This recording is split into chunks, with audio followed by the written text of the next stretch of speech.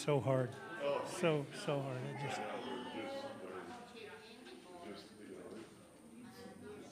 Can't get started, yeah, yeah, yeah. And fortunately, there was one lady up in Orange County that kept popping out babies. And Jenny, my daughter-in-law, got her over, gave her to Dana. Long story short, she had 3 babies, sacred selections. Every one of them, she changed her mind. And back and forth, back and forth, back. And then, Last couple that stayed with us 6 or 7 years ago, that was the problem. The mother was still on drugs at Yeah. the time. yeah, And she, yes, no, yes, no, yes, no. And they were just, you can't do that. they finally had a friend come out and fly out and stay with them for 2 or 3 days, from walls and doors. Right, right. People People can- just, just sign it over, not the way it works. People can be so odd, difficult, Well, and this, foolish. she said this mother, I think it was either her second or third Yeah. adoption that she was giving up for. So they felt like she was going to the whole time. They just had to get there. This is a different man. Yeah. So it's often the case. I know humor is different in different countries. In Canada, you ever hear of the Red Green Show? Okay, you look that up sometime. It's now past. It was in the 80s and 90s, and he is terribly funny. But he sat there and he's in his fishing lodge and he's doing it, and he said, "You ever get the feeling that you are surrounded by stupid people? You're the only one in the world." And he goes into this monologue, and it's just right on. I love the shirts. You can't fix stupid. Yeah, you can't think of it. Or in the old days, Honda had a big Band-Aid that said, "Stupid hurts." Yeah. Which reminds me, I have a motorcycle jacket. It's brand new. I've never used it. It's for road racing. It's got the pads, the back, everything like that. But it fits a guy like me. And I thought, if you know some of your friends that are still riding, yeah, I mean, it's really a very, very nice, fully armored, built. But like, if you know someone, let me know. Okay, all right, sure. Hey, Steph. Good. How's mom and dad? They still good? All right. Good. Super.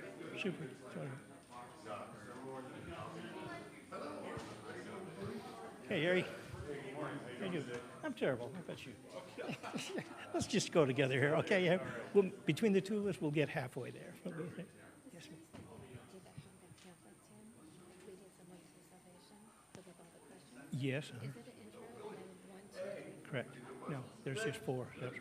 Intro, 1, 2, 3. But the intro is step number 1, as I recall. Okay. Yeah, because there were 4 sheets. Okay. Are you missing one? I Or you- understand. Okay. It's red. You have 3 sheets. There should be 4. There are 4 sheets to that. Okay. All right. Well, all right. I'll look for it. It's the blue one. I don't know what the color is. I know what the color is. Yeah. Okay. Yeah. I'll look for it and I'll put it's in my files at home. I'll make you a copy. Give you a couple of them. Do you just one? Is that all you need? Okay. All right. Okay.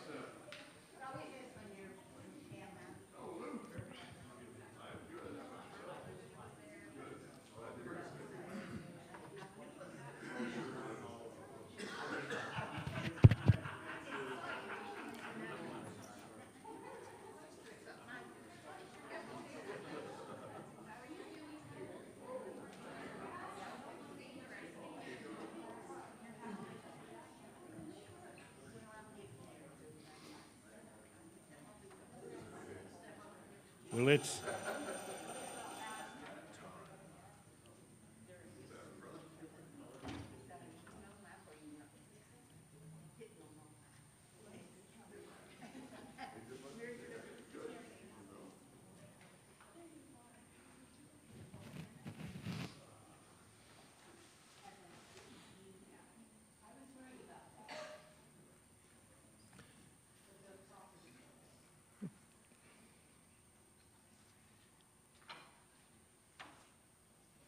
Thank you, Warren.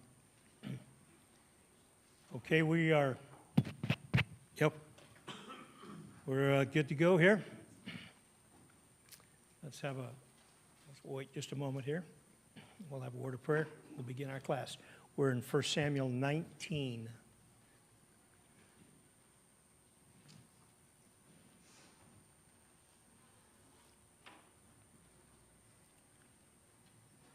All right.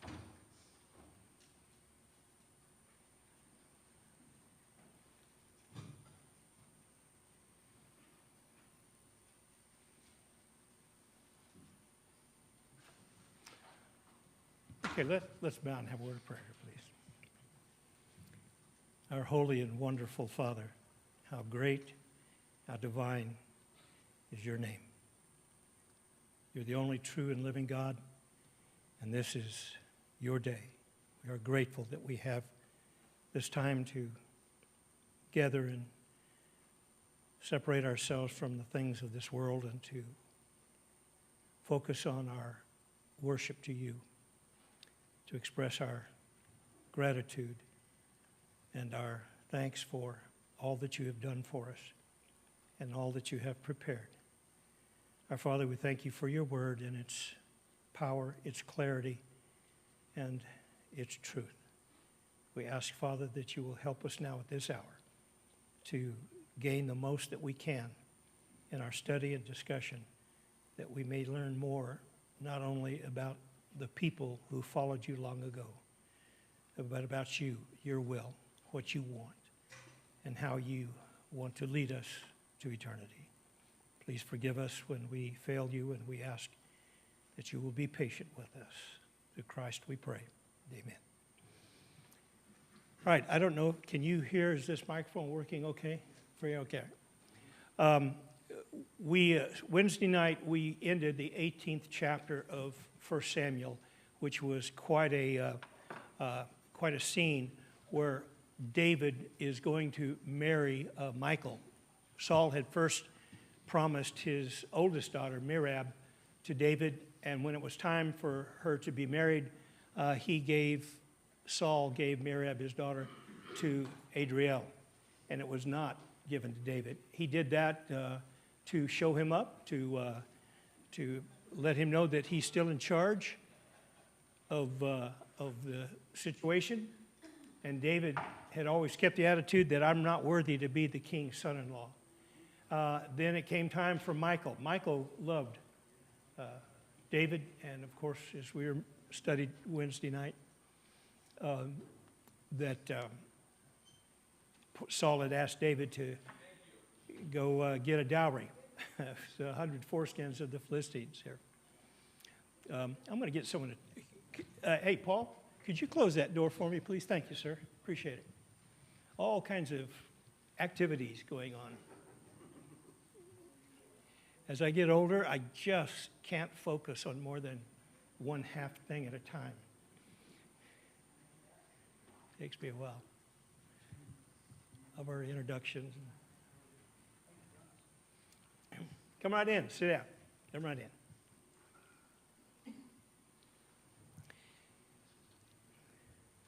Saul had put this...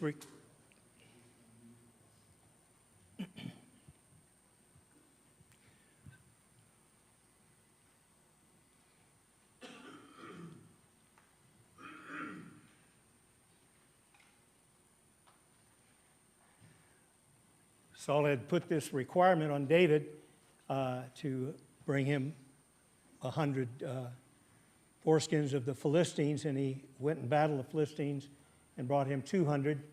The people are thrilled with David. They see David as a warrior.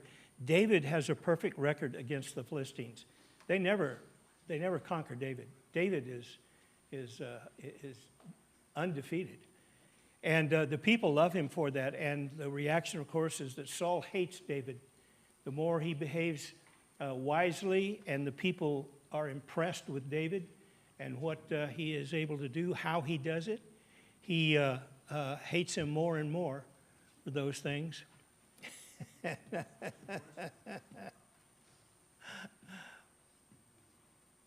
Pardon me.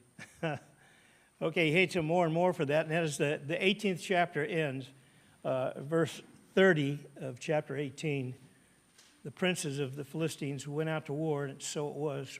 Whenever they went out, that David behaved more wisely than all the servants of Saul, so that his name became highly esteemed. Now we begin the 19th chapter. Before we start, any question or thought or comment about what we had studied? Yeah, yes, sir. Wasn't there Giants back then?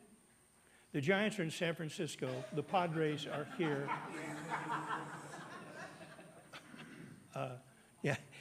Yeah, we had read that before. They were from Gath. David had killed Goliath, and that was a few chapters earlier. That's right. So he had their number, and they knew who he was, etc. So as we start this, now, we all would hope that Saul would finally come to his senses. But he has been given a distressing spirit by God, and this is obviously moving him to do these things and to feel this anger towards David. And it's just that the more that David succeeds, the worse it gets for Saul. Saul just can't take it. And so in the first verse of the chapter 19, now Saul spoke to Jonathan, his son, to all his servants that they should kill David. He just married his daughter. He's his son-in-law. Everybody's thrilled. David still says, it's not a small thing for me to be the son-in-law to the king. I'm nobody. And he is happy. He feels blessed and privileged, honored to not only serve Saul, but now to be in his family. And you would think, well, that would be a perfect son-in-law. You would want someone like that to marry your daughter who loves you and respects you and behaves wisely and does good things, does not bring any shame upon you, but quite the contrary, brings honor to you because he is a prince of the house of Saul. But Saul just can't stand it. So he gets Jonathan and all of his servants. He said, all right, look, guys, whenever you get a chance, let's take him out. We want him dead. Oh, we? No, he wasn't we. He said, I want you to kill David. But Jonathan, Saul's son, delighted much in David. You remember they had made that covenant earlier. So Jonathan told David, saying, my father Saul seeks to kill you. Therefore, please be on your guard until morning and stay in a secret place and hide. I will go out and I will stand beside my father in the field when you are there, where you are, and I will speak with my father about you. Then what I observe, I will tell you. Look, you got to lay low right here. Now, my dad, he's trying to hatch a plot to kill you. He said, but we'll get through this here. Now, you go out here and hide, and I'll figure out what Dad is up to here, and then I'll let you know. So verse 4, Jonathan spoke well of David to Saul his father and said to him, let not the king sin against his servant, against David, because he has not sinned against you, and because his works have been very good toward you. It's not that he's just a good man. He's done these things for your benefit, for your sake. Don't commit this sin against him. He's not your enemy. To the contrary, he's your friend and he is your helper. Verse 5, for he took his life in his hands and killed the Philistine, that's Goliath. And the Lord brought about a great salvation for all Israel. You saw it and you rejoiced. He said, now, Dad, remember, just a short while ago, you were happy as you could be that David would stand up to Goliath. He's the only one that would stand up to Goliath. Now you want to kill him? What's going on here? Why then will you sin against innocent blood to kill David without a cause? Verse 6, so Saul heeded the voice of Jonathan, and Saul swore, as the Lord lives, he shall not be killed. Oh boy. Do you believe him? Well, if the story stopped right there, we would have to say, well, good, he finally changed his mind. But we know the rest of the story is coming up here. Well, did he do that for Jonathan's benefit? That's a possibility. He didn't mean it, but he did it so that Jonathan could hear him say that. Excuse me. Has anyone ever sneezed just once? It's almost impossible. See if I can do it today here. All right. So verse 7, then Jonathan called David, and Jonathan told him all these things. So Jonathan brought David to Saul, and he was in his presence as in times past. And there was war again. And David went out, fought with Philistines, struck them with a mighty blow, and they fled from him. Now the distressing spirit from the Lord came upon Saul as he sat in his house with his spear in his hand. And David was playing music with his hand. As normal, when Saul was in a dark depression, called for David, David would come in and play some soothing music here to calm his nerves, his anger, etc. Verse 10, then Saul sought to pin David to the wall with the spear, but he slipped away from Saul's presence, and he drove the spear into the wall. So David fled and escaped that night. Wait a minute. Didn't he do that before? Yeah, he did like twice. Yeah. Well, did he do it twice? Now, I'm just going to take a moment and address this because some of you might have this question in your mind. Back here in the previous chapter, chapter 18, and you'll notice in verse 11, this is the first time that Saul cast a spear at David, wanting to kill him. And Saul cast the spear, for he said, I will pin David to the wall with it. But David escaped his presence twice. Now, does that mean 2 times in chapter 18 and now a 3rd time in chapter 19? We might think, well, maybe that's what's going on here. I'm not a scholar, I don't know, but in reading the Hebrew scholars who discuss this, explained that the language in chapter 18 it's written in such a way that the end of verse 11 is actually taking in the whole story.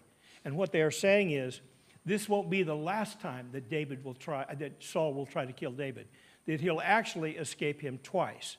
So what likely, I don't think that there were 3 attempts. I think there were 2. The first one is here in chapter 18, but the text will tell us that this won't be the last time. There'll be a second. And the second one is here that we're reading right now in chapter 19. You know, for me, once would be enough. 2, if there were 3, David, think about this. I think there are probably 2 here. That's what we have here in chapter 18, then here in chapter 19.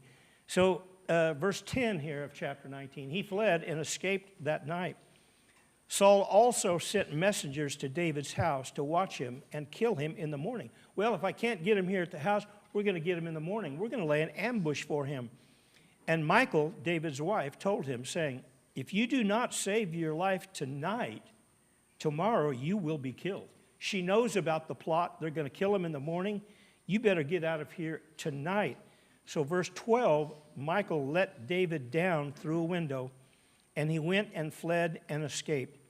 And Michal took an image and laid it in the bed, put a cover of goat's hair for his head, and covered it with clothes, just like guys in college would do, to put pillows in their bed so the dorm monitor would think that they're there while they're, at Burger King or something, or worse. So Michal put that in there, and so verse 14, so when Saul sent messengers to take David, she said, he's sick. Then Saul sent the messengers back to see David, saying, bring him up to me in the bed that I may kill him. I don't believe it. If he's sick, just take the whole bed and bring it to me, and I'm going to kill him there. This shows clearly, Saul is obsessed. He cannot rest until David is dead. And we read this, and we know this. It doesn't take a Solomon to figure out that Saul is not going to rest until David is dead. But that's going to play into, in just a few verses here, what's going to happen. I want to kill him, and I'll kill him in his bed. Verse 16, and when the messengers had come in, there was the image in the bed with a cover of goat's hair for his head. Then Saul said to Michal, why have you deceived me like this and sent my enemy? Notice, not my son-in-law, not my helper, not the prince, not David. It's my enemy. David is his enemy. Would anyone else believe in this whole story, every character, would anyone else ever think to say that David was Saul's enemy? Not a one. Not a single person. Matter of fact, that would be unconscionable, unthinkable. They would think just the opposite. David is one of the most loyal servants that he has. And it's Saul that says, no, he's my enemy. And he tells his daughter that. Michal, why have you let my enemy escape? Michal answered Saul, he said to me, let me go. Why should I kill you? She's saying, Dad, I had to let him go because he threatened to kill me. Now, that's not true. But that got her off the hook because he's angry at her. I'm not excusing her for a moment. But in this flash of anger and passion, where Saul now says, your husband is my enemy and I want to kill him. Why have you let him go? She says, he threatened to kill me. So that lets her off the hook. And so he turns his attention back to David again because he was going to get sidelined for a while, I think, in how he was going to deal with his daughter, Michal. But verse 18, David fled and escaped and went to Samuel at Ramah and told him all that Saul had done to him.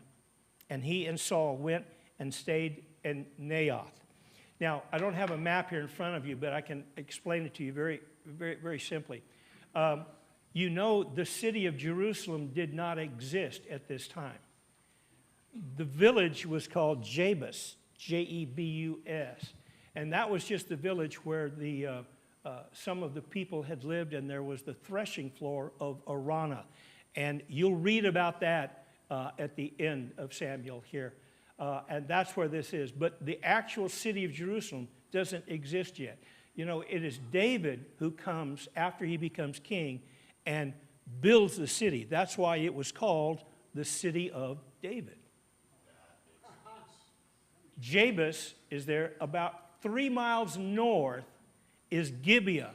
That's where Saul lives. Now, there was a road that was a major north-south road. They went right through Jebus with Jerusalem, and it would go up to Gibeah. And then about 3 or 4 miles north of that is Ramah, where Samuel is. So to kind of get this into your mind, here within about an 8-mile stretch, at the bottom you have the village that would become Jerusalem. And then in the middle of that, you have Gibeah, of Saul of Gibeah. This is where Saul lived, and this is where he reigned. And then just north of that is where Samuel went to. Samuel's not going to stay with Saul. Samuel goes up to Ramah at Naioth, and that's where David goes. So David's clearly not going to go back to Gibeah, where the king is. He wants to see Samuel, and it's obvious why, because things are going south really fast for David. And David, if I can say that, bless his heart, I don't know if he was naive. I don't know if he was, he would learn later. But at this point, he's confused. Why does Saul want to kill me? And he can't quite figure this out. And the obvious person to go to is Samuel. Samuel knows what's going on. He's the prophet. He's the last judge of Israel. And he's the one who has God's ear. God will reveal things through Samuel. So David says, Samuel, please tell me what on earth is going on here. You've got to help me with this. Now, if you're Saul, you know you're mad, you're angry, you're obsessed, you're just almost psychotic in this murderous hatred. But there's still enough sense to know you don't cross Samuel. Samuel is God's prophet. And now, where has David gone? Uh-oh. He's gone to go see Samuel. Now, David is with Samuel, and they're no doubt making an appeal to God. Saul is more and more feeling like the odd man out. And he's put himself there through his hatred. And so he finds out about this, that he's gone to Ramah, so he could tell Samuel all that he did. So, verse 19, now it was told Saul, saying, take note, David is at Naioth in Ramah. Take note means be careful. This isn't, he just went down the road a ways, to camp and settle and get away. No. Saul, be real careful. Take note of this. Because David is not just at any village. He's just not at any place. He is in Ramah with Samuel. You better be real careful. You better think 2 or 3 times before you say or do anything from this point forward. That's what that means. And it would have been good advice. So verse 20, Saul sent his messengers to take David. And when they saw the group of prophets prophesying and Samuel standing as the leader over them, the Spirit of God, this is such a unique, interesting episode in this story. The Spirit of God came upon the messengers of Saul. Their job was to go take David, bring him back, and kill him. But they've gone there and they encounter Samuel with David, and they're prophesying. The Spirit of the Lord comes upon them, and now Saul's first group of messengers, they start prophesying, which is another way of saying the Spirit of God has now filled them. Verse 21, and when Saul was told, he sent other messengers, and they prophesied likewise. He sends a second group of them. Well, get up there and get those knotheads and get David and bring him back down here. Let's end this thing. Well, the second group of messengers, who we are going to just assume, I think rightfully so, are faithful to Saul. They go up there, they see what's going on, the Spirit of God comes upon them, and they prophesy. The Spirit of God is the primary factor in this episode right here that is causing these people to walk and talk the faith of God. And Saul is back here in Gibeah, and he can't quite figure out what on earth is going on. And so in the middle of verse 21, it said, then Saul sent messengers again the third time, and they prophesied also. 3 groups of messengers / soldiers / servants faithful to Saul. 3 groups go up to take David, and they see Samuel prophesying, and they begin to prophesy.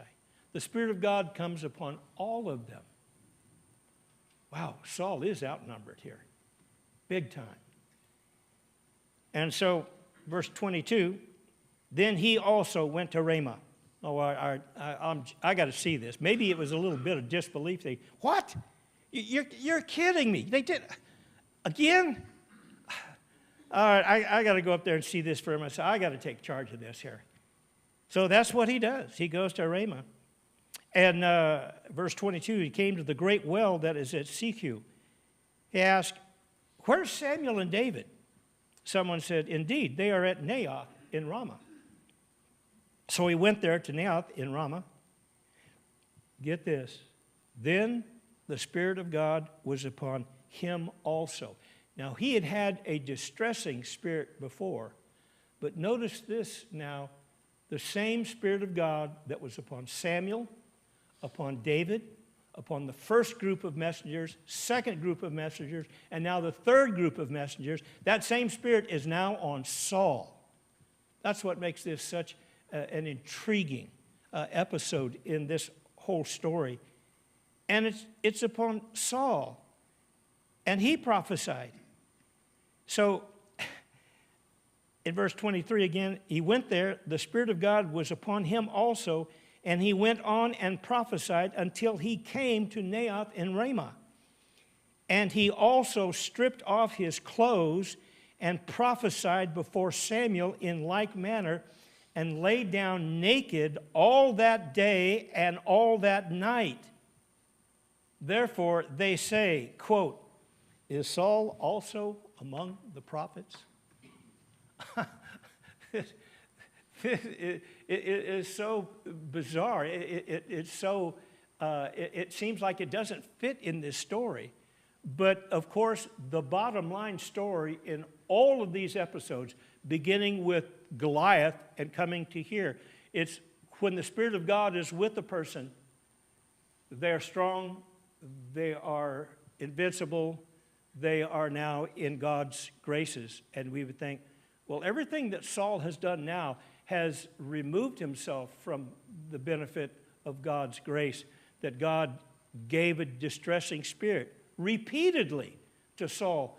But now Saul has the Spirit of God that's not the distressing spirit. Well, maybe it was distressing. Why on earth would he strip off all of his clothes and lay down all day and all night and prophesy? What on earth would the point of that be? Anyone want to take a guess? To get information. Well, he was already prophesying, getting the information, but in particular, Daniel?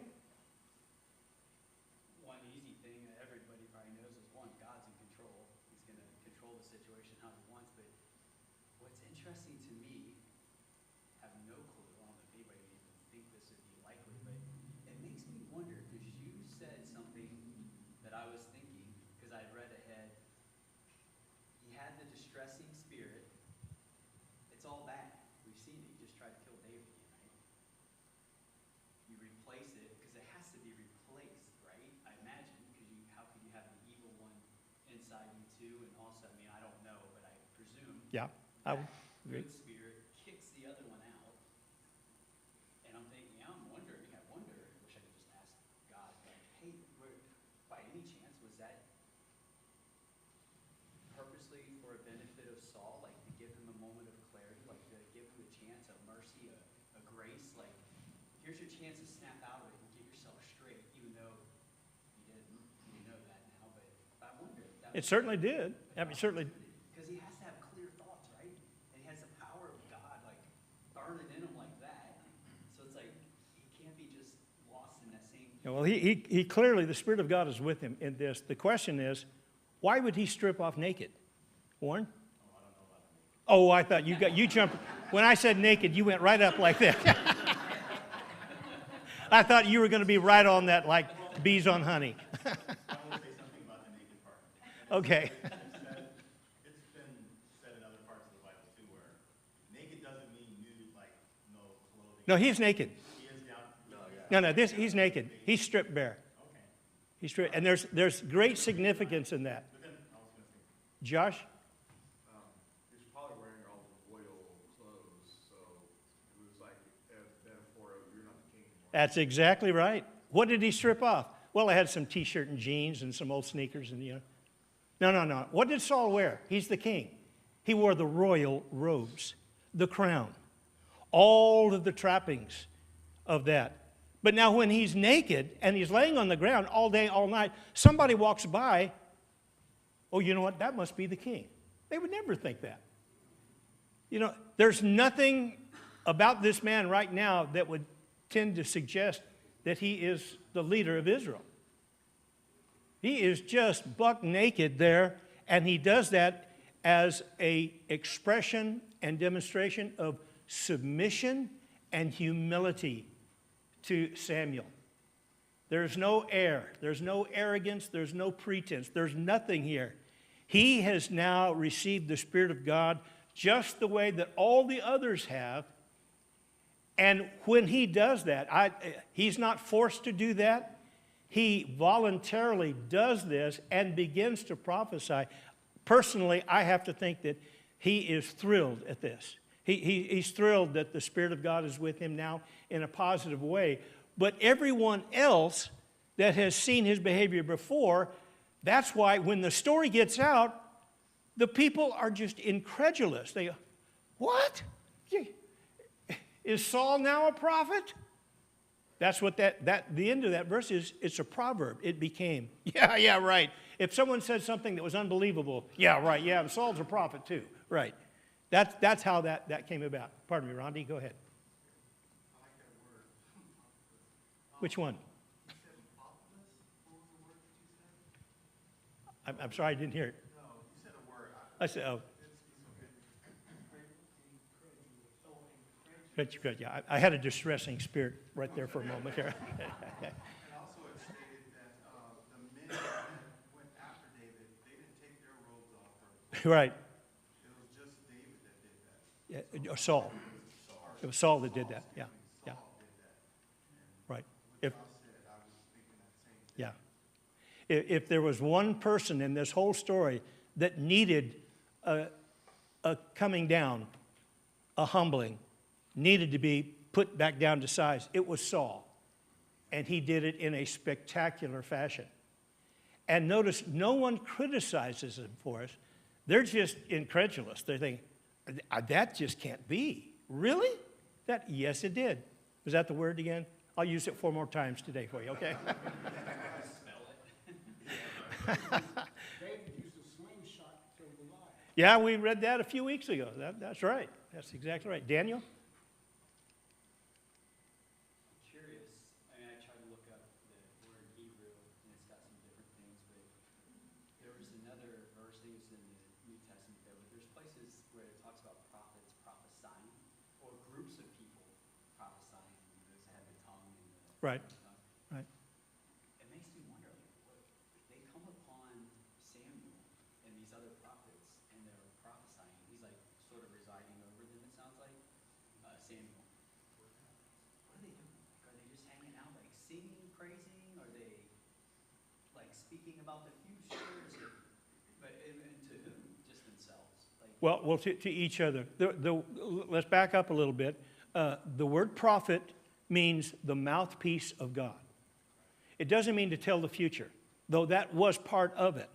People would prophesy, even today. They will prophesy that the end of the world will come in 2035 or something like that. Yeah, that's someone trying to tell the future, fortune tellers, soothsayers, etc.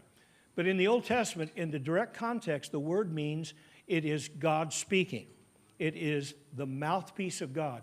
God has information that he wants people to hear. How is he going to speak that? There's just a handful of people that God spoke to personally in the Old Testament. But he spoke to all of his children through the prophets. And so when they were prophesying and they were in the Spirit and they knew it and all the other people knew it, they were hearing a message from heaven that they would know that this is the truth. This is something now that we have to pay attention to. And for a man to be used as a prophet, this is a great lesson for preachers, that the men don't have to be righteous. God used some men that were just absolutely horrible, but God still used them to speak to the people. And so the great glory and blessing is not in the prophet, but in the prophesying. It's in the message, not the messenger. And so these men who were messengers of Saul, 3 groups of them, they wind up being prophets of God. And this is a new experience for them, and they're all just amazed at this. And I would seriously doubt that any of them would be upset or regret that happened. Look at what happened here. Samuel has such influence over Israel. Samuel, he cast a shadow longer than anyone, far greater than Saul. And then now David is growing in his stature among the people. And so they're prophesying. And so now these men start prophesying. They are in league with Samuel and David. You think at that time, these are 2 of the biggest characters, people, personalities, names in all of Israel at that time. And now they are with them, in league with them, prophesying the same thing with them. They got to feel, well, boy, things are really going good. If the Padres call me up to be a pinch hitter and I got a base hit, I'm thinking, hey, I have been called, I'm with these guys. I am not in their league. No way, not a chance. But for just a moment, that's why they have these fantasy camps, that these guys, hundreds and hundreds of thousands of dollars just to go work out with the team, and all about that. These guys have just come into the prophet fantasy camp. And now they're with them and they're prophesying. And the second group, the third group, and now Saul's coming. Is Saul a prophet too? Boy, it sure looks like it by what he's doing and how that's happening here. Yes, sir, Pastor. Did I answer it? No. Okay. Anyone else? Bill? What I also noticed, like going through this read too, is that it's amazing how they were set on their goal, which was to get David and to go after him, because it was Saul's command to do it. Yeah. And it was so funny how not only just 1 group, 2 groups, 3 groups, and then now Saul himself shows up. It's it's almost like Samuel uses it as a distraction from their actual goal, which their goal is to go after David, and then he uses that, hey, I can use something else to defer them from actually Yeah. going after him. So he uses the prophesying as a distraction from, also could be, I'm only assuming, as a way to deter them from. Let me add to that. You're on the right path there. That these three groups of servants, they may not have been, set on this. They're just doing what Saul wants. The person in the story who is set on David's death is Saul. Yeah. And so what is happening here, in my estimation, is that this is God's way of saying, you fellas, you're wrong. The second group, you're wrong. The third group, you're wrong. You've been given bad information, bad directions. And then Saul himself comes, and God tells him, you're wrong. Doesn't say that, we don't read that, but we see from his reaction, Saul recognizes how far off base he really is. And so, all right, Daniel? Yeah, I love those thoughts because that's what I was alluding to earlier. You know, the first thing, God's in control. Right. He's going to have to deal with these. But thanks for the prophesying piece because it sounds like they're potentially speaking God truths Yes. amongst themselves, even if there's no other like crowd there. It sounds like it's just them. But that leads me to believe even more that God was being pretty sweet to Saul at least one last time because he's got to be hearing all these truths. And Right. it's a guess, but I Right. imagine maybe some of that has to do with his behavior and the three groups that he just sent. And it's like, if he's clear of mind, he's got all these truths, it's like, there's his chance at all times. Like, keep yourself, try to be reasonably together and right with God. Right. I don't know for sure, but it just kind of seems like that. Oh, I think so. I think definitely so. Anyone else? Okay, all right, let's continue here. So chapter 20, in verse 1, now we're going to read this next episode here. Then David fled from Naioth in Ramah. He's not hanging around. He's thinking, all right, I've seen him with a bad spirit. Now we see him with a good spirit. How long is this going to last? Because he's already tried to kill him twice. And so at this point, if earlier I might have thought, if I had thought that David is maybe a little naive, he knows, okay, no, he wants to kill me. I'm out of here. I don't know what all God has planned him with him prophesying like this, but it's time for me to exit. And so he leaves, and he said to Jonathan, what have I done? What is my iniquity, and what is my sin before your father, that he seeks my life? And you could surely understand the frustration, the confusion, and the fear. Why does he want to kill me? He is obsessed with this. Jonathan, tell me. You're my friend. You're his son. Tell me. Verse 2, so Jonathan said to him, by no means you shall not die. Now here we're going to see a little bit of naivete from Jonathan. Jonathan, oh, David, maybe you're taking this a little too far here. Dad's not that bad. Yeah, he has his moments. I think that's going to be the mindset of Jonathan right here. He said, no, by no means you shall not die. Indeed, my father will do nothing, either great or small, without first telling me. Oh, no, he would. Well, David said, he's already tried to kill me twice. Oh, David, come on. Maybe you're making too big a deal about this here. And he wouldn't do that without telling me first. Why should my father hide this thing from me? No, David, you've got this all wrong. Then David took an oath again and said, your father certainly knows that I have found favor in your eyes. And he has said, do not let Jonathan know this, lest he be grieved. But truly, as the Lord lives and as your soul lives, there is but a step between me and death. Jonathan, you don't get it. He wants you to be the successor. He wants you, as the prince, to be the next king. Now, he's not saying that, but that's what's inferred in that language. And he said, he wants me dead. No, David, no, that can't be. No, sir. He wants me dead, and I want to know what have I done to do this. Yes, Rodney? Jonathan, forget his dad threw him under the bus too, to try to kill him. Yeah, isn't that incredulous? Okay, all right, that's number 2. I'll get 3 more.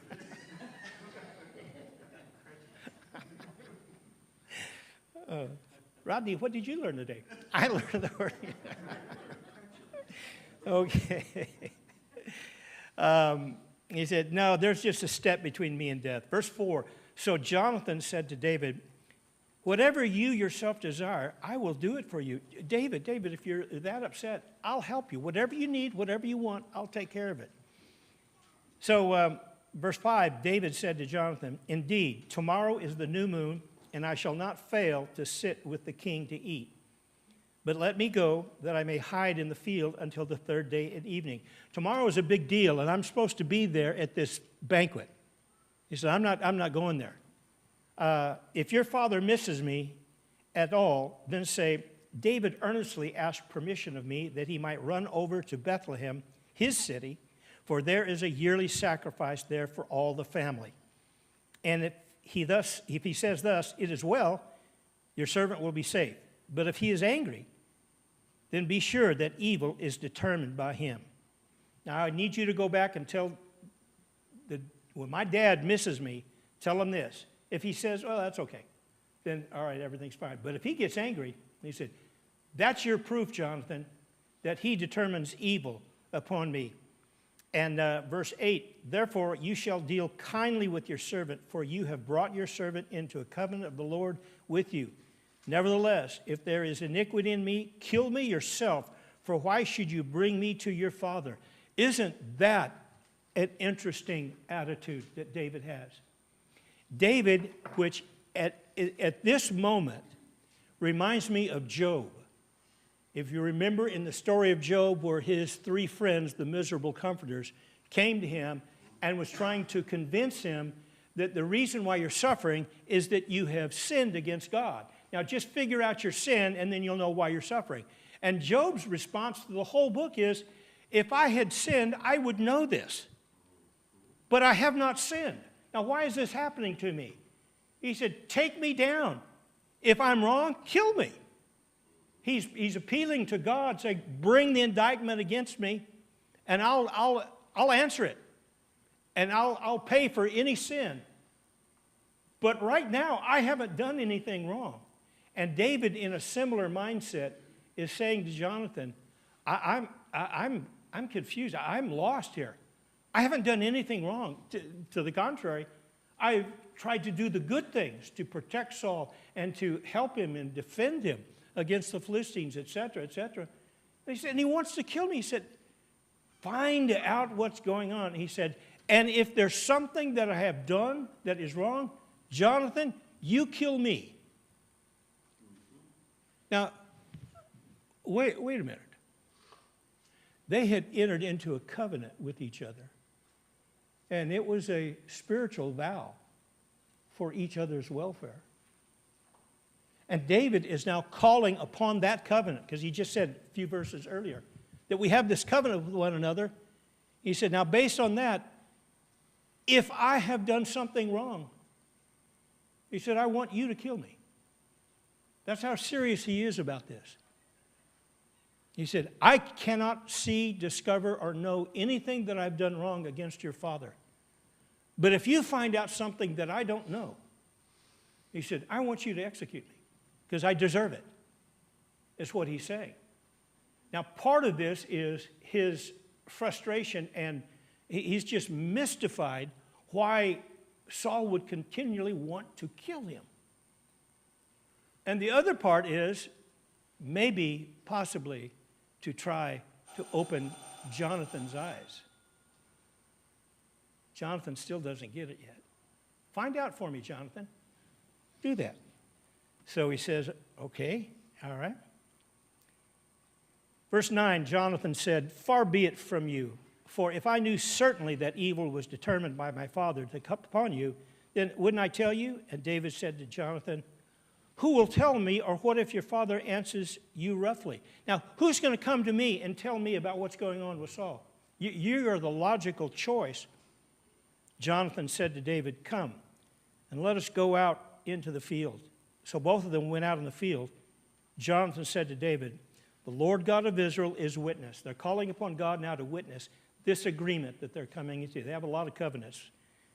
When I have sounded out my father sometime tomorrow, or the third day, indeed, there is good toward David, and I do not send to you and tell you, may the Lord do you good, and much more to Jonathan. Do so and much more to Jonathan. But if it pleases my father to do you evil, then I will report it to you and send you away, that you may go into safety, and the Lord be with you as he has been with my father. I don't like that last part. He's saying, look, I'm going to go figure out what's going on here. And if everything's good, I'm not going to come back. If I don't show up, you'll know the coast is clear. But if it's bad, I'm going to come back to you, and I'm going to tell you. And I'll let you know. So I'm not going to leave you hanging here, that if there's something bad, I'll tell you directly. But if there's not something bad, I won't come back here tomorrow. And if I'm not back, then you know the coast is clear. But we know that that's not what's going to happen. And this whole process that they're going to get into to figure out exactly what's on Saul's mind, we don't have the time to look into it this morning. We'll have to wait until tomorrow, but till Wednesday. But up to this point, is there any question or comment about it? Daniel? Yeah, verse 3, I think I'm missing, what is this piece where he says, your father knows well that I've found favor in your sight. He has said, do not let Jonathan know this, or he will be grieved. Right. I'm missing what that is. He knows that Jonathan and David are like that.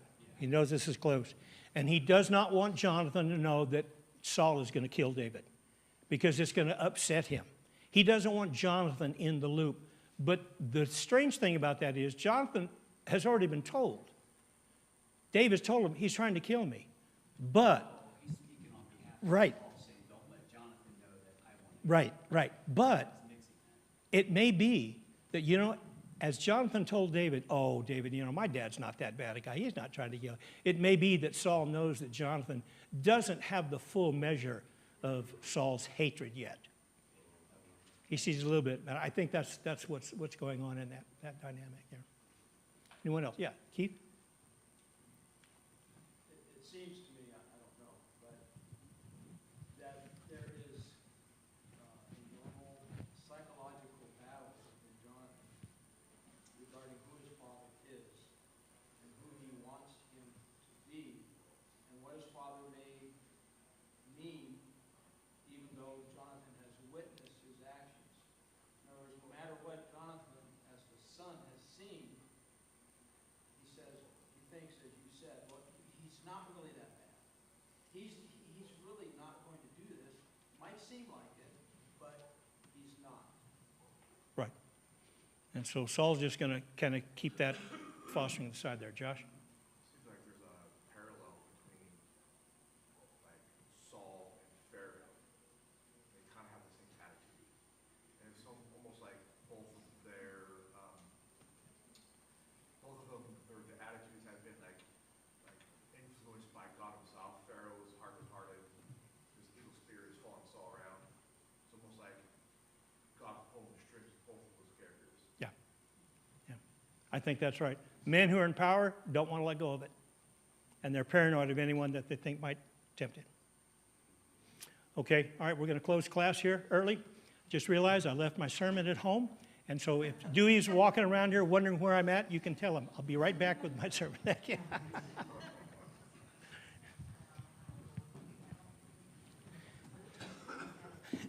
Sit at eight. Unless y'all have one if you want me to.